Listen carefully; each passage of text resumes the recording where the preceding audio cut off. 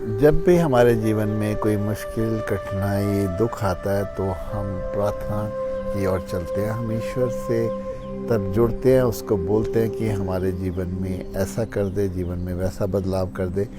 ये प्रार्थनाएं हम जीवन में लेके चलते हैं। लेकिन मुझे कहीं ना कहीं लगता है कि इन प्रार्थना का तात्पर्य क्या है, उसकी रजा में, उसकी योजना में जो चल रहा है, तो क्या हम उसमें बदलाव करने के लिए उससे प्रार्थना कर रहे हैं। उसको तो पता ही है हमारे जीवन का क्या करना है, क्योंकि ये जीवन ही उसका है, उसी ने दिया है।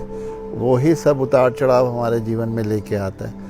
उसी की कृपा से हमें जीवन में कुछ मिलता है, उसकी ही योजना के तहत हमसे कुछ वापस ले लिया जाता है, कुछ छीन लिया जाता है। उससे ये उसका ही एक प्लान होता है जिसमें उसने हमें कुछ रियलाइज़ कराना है, हमें कुछ सीख देनी है, कुछ हमें हमारे ही जीवन को पॉलिश करना है। लेकिन अक्सर हम प्रार्थनाएं करते रहते हैं कि हमारे जीवन में दुख ना आए, हमारे जीवन में अशांति ना आए, ऐसा ना हो, वैसा ना हो। तो क्या ये प्रार्थनाएं कहाँ तक सही है? अगर हम इन प्रार्थनाओं में उलझ जाते हैं तो हमेशा हम यही चाहत रखते हैं कि जैसा हम चाहते हैं ईश्वर वैसा करे। लेकिन ईश्वर जैसा चाहता है, हम उसकी रजा में जब तक राज़ी नहीं होंगे तब तक मेरा मानना है कि वो प्रार्थनाएं हमारी व्यर्थ है, उनका कोई भी एक आधार नहीं है। अगर हम ईश्वर की मर्जी के अनुरूप चलते हैं, उसकी योजना के तहत हम सब कुछ अपने आप को समर्पित कर देते हैं, एक साक्षी भाव लेके चलते हैं कि जो वो हमें दिखा रहा है वो ठीक, जो हमें दे रहा है वो ठीक, जो लोग हमारे जीवन में आ रहे हैं ठीक, जो हमारे जीवन से जा रहे हैं वो भी ठीक।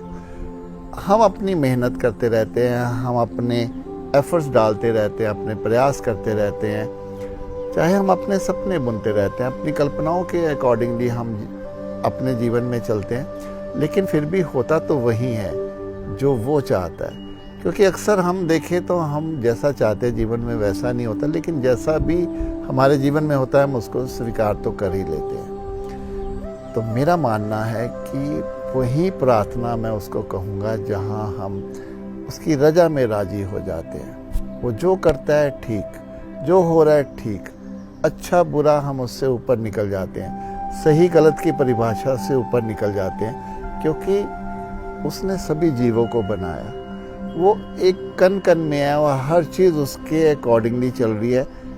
लेकिन हम जब अपनी मर्जी लेकर आते हैं तो कहीं ना कहीं हम ही अपने आप में गलत हो जाते हैं, हम ही अपने आप में उलझ जाते हैं, जो हमें एक सही मार्ग पे चलने के लिए हम खुद को भटका लेते हैं। तो मैं कहूँगा कि अंत में वही प्रार्थना है जो दिल से हम ये मान कर चलते हैं कि संसार में जो भी हो रहा है अच्छा हो रहा है, उसकी मर्जी से हो रहा है, उसकी योजना से हो रहा है। मुझे उसकी योजना के बीच में नहीं आना।